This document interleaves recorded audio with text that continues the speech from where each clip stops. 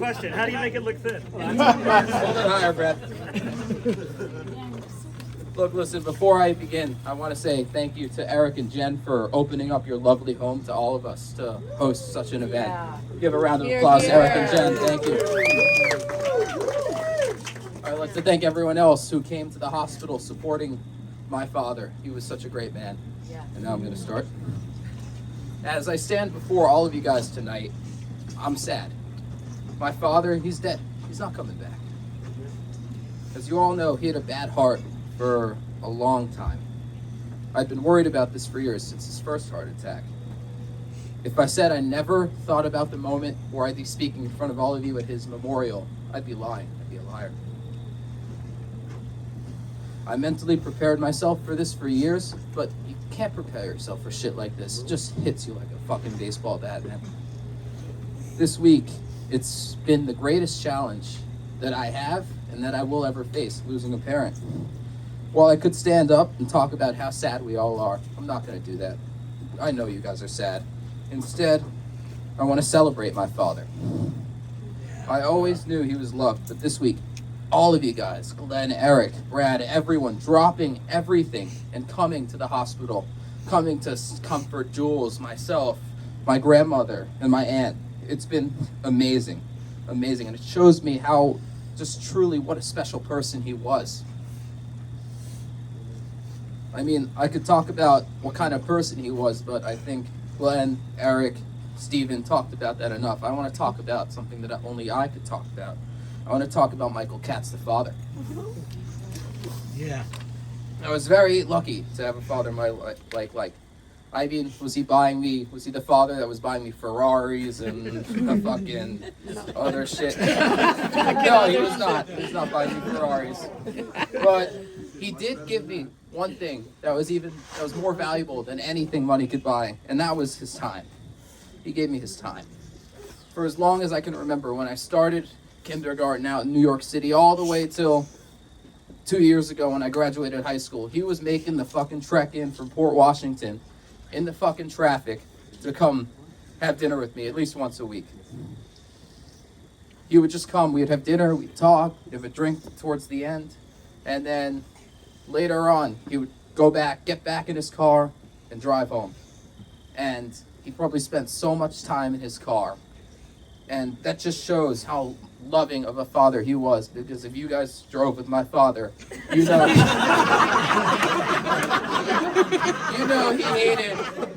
he hated two things. He hated paying for gas and he hated traffic. You know how much he hated traffic. Oh my God.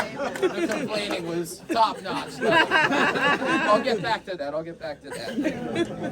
My father, he was one of the best teachers ever. I had all these teachers in my school. My father was better than all of them. I remember when I was young, maybe 6 or 7, I was working with a physical therapist to ride a bike, and I started working with my father as well, and my father was so much more helpful than the therapist.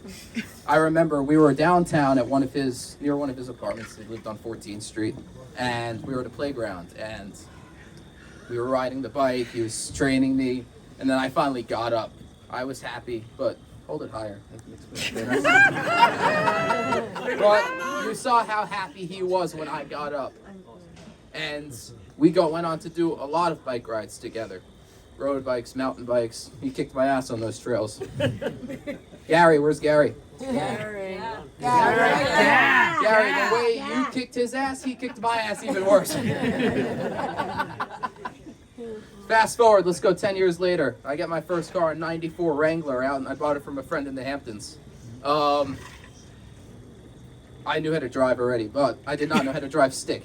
So my father was teaching me to drive stick. We were working for hours in that East Hampton High School parking lot in the summer. Not a car in sight. We were working for hours out there. He taught me how to drive one too. He taught you how to drive one too. And I taught him how to drive. And you taught me how to drive one. I finally got it at some point, and I was never as good a driver as him, but I was close. I would like to think. He drove like a lunatic. However, I would soon learn. I picked up some of his skills. I'd also picked up his road rage. It's it's not the only bad thing I picked up from him, though. So, as all of you know, my father was a Jets fan. I know he went to the game last weekend with Joe Elliott. And Joe, and they won. They actually won the last 2 games. He went to. So it was the Mike White game, and then they played the Dolphins right, last it was week. the Mike Yeah, White Mike White game, game. Yep, I remember that. But it always pissed me off that my father had to be a Jets fan. Like, couldn't he have rooted for a good fucking football team? I always told him it was borderline child abuse. Borderline child abuse. I mean, it was pretty damn close. I mean, they suck. Like, I mean, it was. They really suck. I mean, though, big win against the Packers today, though. Big win against the Packers, but they suck. Like, he lived in California for a couple of years. He couldn't have been a 49ers fan. I mean, they're not great, but they're not in the basement every year. He's a New Yorker. Anyways, though, they won their last 2 games. They were at the last game. The last game that I was with, it was 2019. They played the Pittsburgh Steelers. It was all Pittsburgh fans, but the Jets won. And they're going to win all their games this year.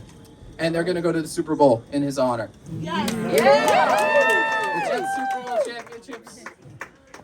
I know my uncle put a bet on them, $150. If he wins, they get 30 grand. They're gonna win. We're splitting it, baby. We're splitting it. I mean, look, the last few years they were difficult for my father, but they were his happiest years. I was talking with a couple of his friends in the last week, and we all agreed that he was the happiest the last 5 or so years. I mean, look, he had a job working for one of his best friends, Steven. Yeah.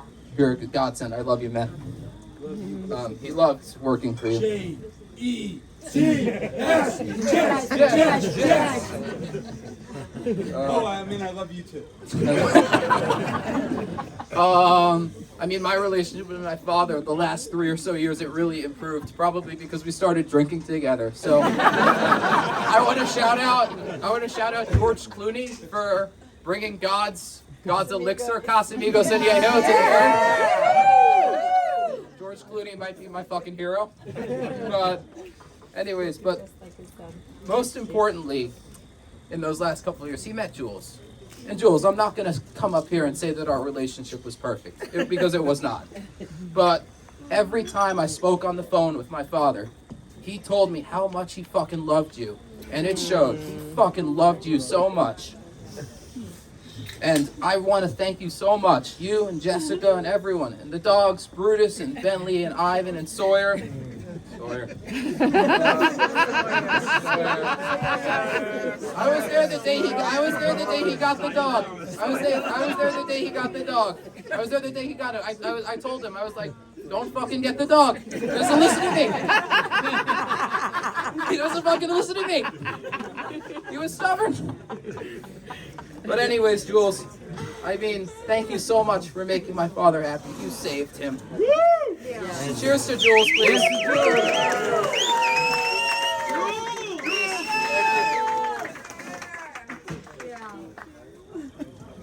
I was extremely lucky that I was able to see my father last Friday, a week from Friday, and so I spoke with Eric, I spoke with Baum, and he was so excited to see me, and I shared the same thing. I almost didn't go see him, but thank God I did, because that last drink we shared at Pasito in Huntington, Casamigos again, always.